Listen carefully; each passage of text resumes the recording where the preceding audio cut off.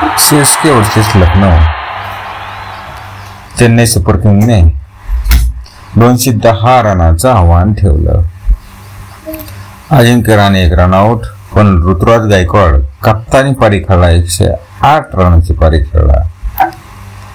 Darrell Mitchell 11 run, Ravindra Jadeja 16, तर शिवन Dubey 66 run केले. 7 छक्के 3 चौके. तर धोनी 1 बॉल खेळला, चौका मारला.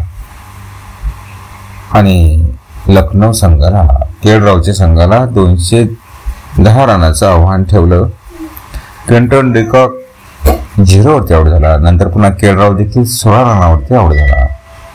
मग असं वाटलं आता मात्र लखनौ हरणार, परंतु मार्स्टोनेस तुफानी पारी खेळा. 124 रनाची नॉट आउट, 6 छक्के 13 रन केले.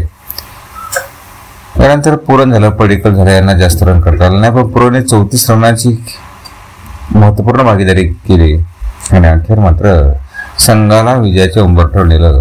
दीपक हुडा 17 रनावरती नॉट आउट राहिला. आणि अखेर पुन्हा केएल संघ विजयी. विजय रथ मात्र कायमच सोड राहिला.